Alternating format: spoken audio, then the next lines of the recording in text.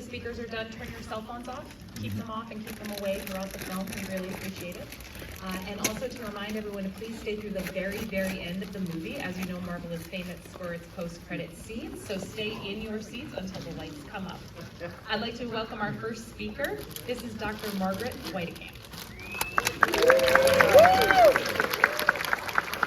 Thank you very much. My name is Margaret Whitekamp. I'm a curator here and I'm the chair of the Space History Department. And I am delighted to welcome you to the National Air and Space Museum, and specifically to the Lockheed Martin IMAX Theater. This is a real treat tonight on a couple of different levels. First of all, this theater isn't officially open yet.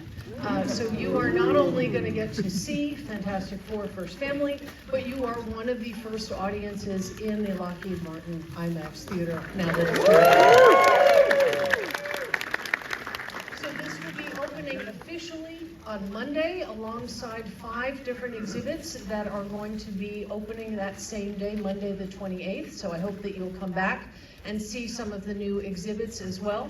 But I'm delighted to have you here seeing this film because we have a long history here at the National Air and Space Museum of showing Hollywood movies.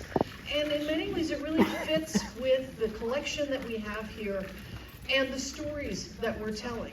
I'm the curator for what we call the Social and Cultural History of Spaceflight Collection. That's about 5,000 objects. It encompasses both memorabilia of the actual space program and also space science fiction objects. And I love being able to work with both sides of that collection because it really reflects the ways that inspiration has been so integral to the innovation and the invention that is a part of aerospace. So I love that we can look at the ways through these objects that imagination has sparked actual invention, and the people who are doing the creative work are also looking to the real things for their inspiration.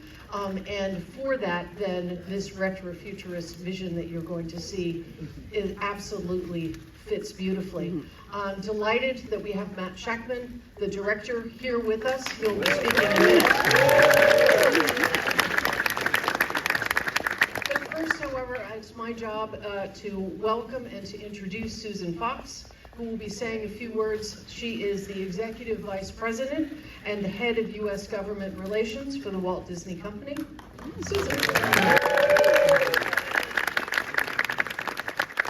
Thank you, Margaret. Thank you, Dr. Whitekamp, for your leadership, for everything you do at the Air and Space Museum, because I know everybody here loves this museum as much as I do. I know I'm not alone in saying a lot of us have a long tradition with this particular theater. When I sought to fly here with my family in the late 70s, I still remember it to this very day. Our company, Disney and Marvel, we showed films here for years.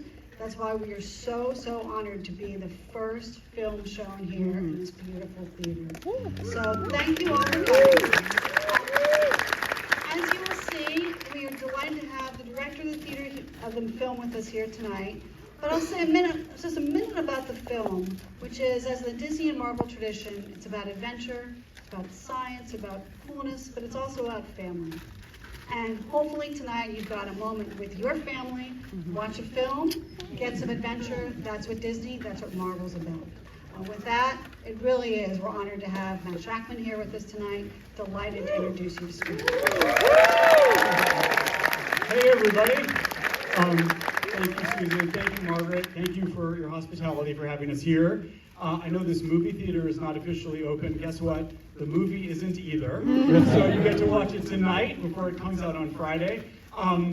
You were talking about the way that art inspires scientists, the way scientists inspire art. That is very much the case with this movie. The Fantastic Four were created in the early 60s by Jack Kirby and Stan Lee, and they were very much inspired by what was happening in the world, which was the space race. And there's no better place to appreciate that than this building, especially the amazing Apollo 11 stuff, which I just looked at. This is exactly what was inspiring Kirby and Lee, and what it inspired in us as well as we were building the 60s retro-futuristic world. I love to imagine in our universe, on our Earth, 828, that it wasn't Buzz and Neil Armstrong, Michael Collins going up to the moon. It was Sue and Reed, Johnny and Ben. That they were the Apollo 11 astronauts. And so we were very much trying to capture that spirit.